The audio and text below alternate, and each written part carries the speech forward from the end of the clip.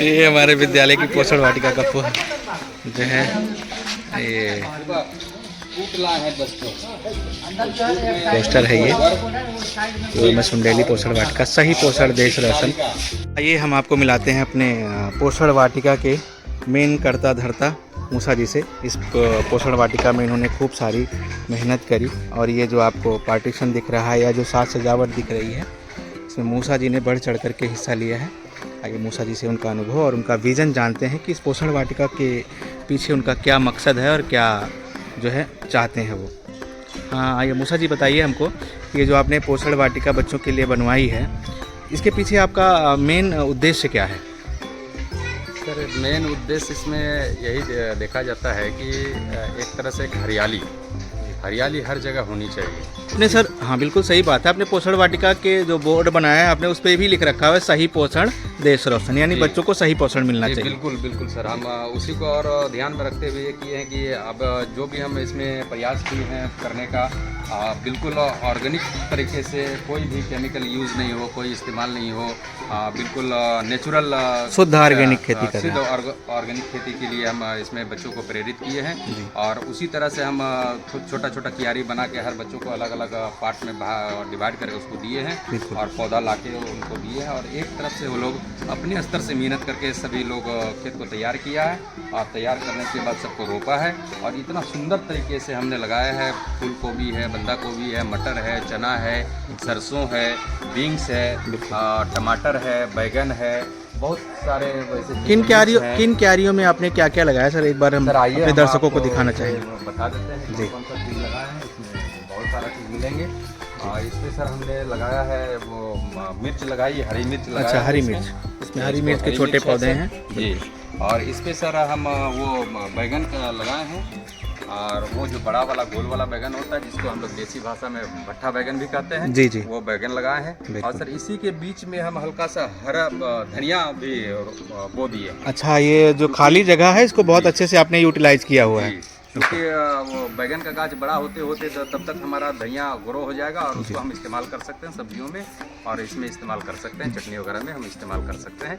बच्चों को भी ये बहुत अच्छा लगेगा खाने में। ये कर बहुत सुंदर छोटी सी जगह को आपने बहुत अच्छे तरीके से मैनेज किया है। इस खेत में सर हमने आधा में लगाया है वो मूली और आधा में दिया है सर पालक साग। जी बिल्कुल, ये पालक साग भी डाला है और मूली भी डाला है सर इसमें। जी, जी, और इसी के किनारे किनारे हम बैगन का गाछ भी डलवा रहे हैं बच्चों से। अच्छा और साइड में टमाटर का भी हाँ पौधा लगाया है हमने ताकि जो झाड़ी नुमा टमाटर का पेड़ होता है कि पौधा होता है झाड़ी नुमा होता है जी, उसको साइड में रखें कि वो हमारा दूसरा फसल को नुकसान नहीं करेगा। बहुत इस हिसाब से हमने लगाया है जी। और सर आगे बढ़ते चले तो इधर हमने इस खेत में हमने पूरा इसमें धनिया डाला है कि एक साइड में धनिया रहेगा तो उसका सुगंध और ये भी अच्छा है। देसी बिल्कुल देसी धनिया लगाया है। अरे वाह। और इसको हमने इस तरह से तैयार करके लगाया है सर। जी जी, बहुत आगे बढ़ के चलेंगे सर तो ये पूरा हमारा खेत इसको जो देख रहे हैं क्यारी सर, ये पूरा टमाटर की खेती है। अच्छा टमाटर के पौधे इसमें ये देसी टमाटर लगाया है हमने, पूरा देसी टमाटर मिलेगा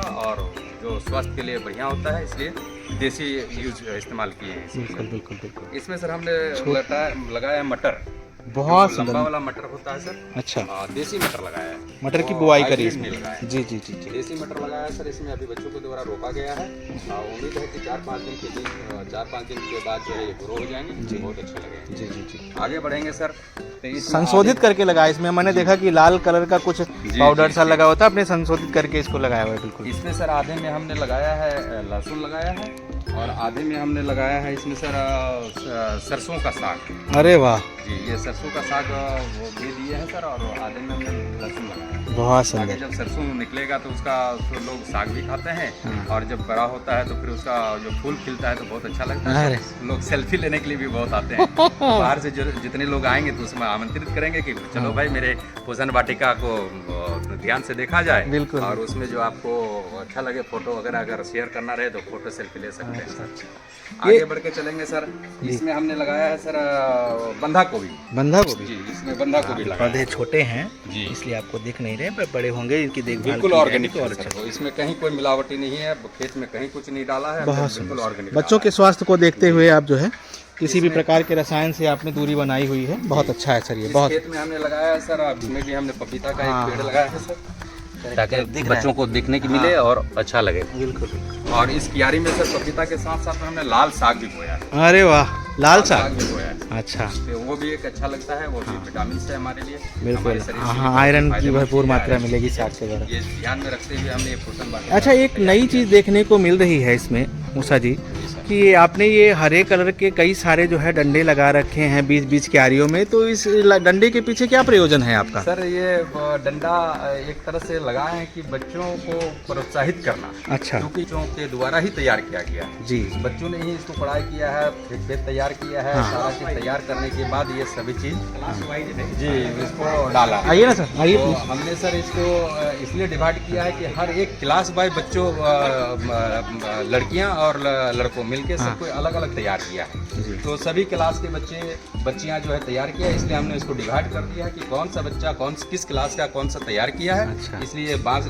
डाला है और उसमें हमने नेम प्लेट इसमें डालेंगे। अच्छा। वर्ग बाई बालक है तो बालिका, और बालक है तो बालक डालेंगे, हाँ। और जो बालिका तैयार किया है वो बालिका डालेंगे। इस वर्गवार आपने इस क्यारी का वितरण किया है जी। हर कक्षाओं को, बहुत सुंदर। सभी अलग अलग करेंगे ताकि फिर आने वाले दिनों में जिसको निराई कमाई का जरूरत पड़ेगा, हाँ। तो सब अपने अपने ही क्यारी का अपने हाँ, अपने ही हाँ। इसका वो तैयार करके उसको जो हमको डालना रहेगा बिल्कुल। करना रहेगा उसको द्वारा करवाएंगे। हर कोना अपनी हिसाब से वो लोग साफ सुथरा करेंगे और इससे उनकी जिम्मेदारियां भी बढ़ेंगी और देख रेख करेंगे तो उनको थोड़ा सा अनुभव भी होगा, ज्ञान भी मिलेगा। आइए हम इस विद्यालय के, बहुत सुंदर मूसा जी आपका ये काम बहुत अच्छा है, बहुत ही अच्छा है, और इस विद्यालय प्रांगण को चमकाने में और इस काम को करने में आपने बहुत ही बेहतरीन उद्देश्य के साथ ये रोल अदा किया। आइए हम विद्यालय के प्रधानाध्यापक जी से मिलते हैं, क्योंकि गार्जियन के नेतृत्व में ही चीज़ें संचालित हो सकती हैं, संभावित हो सकती हैं और बन सकती हैं। तो ये जो प्रांगण आप देख रहे हैं इतना खूबसूरत, चाहे वो पेंटिंग उधर हुई हो और या ये शेड लगा हुआ हो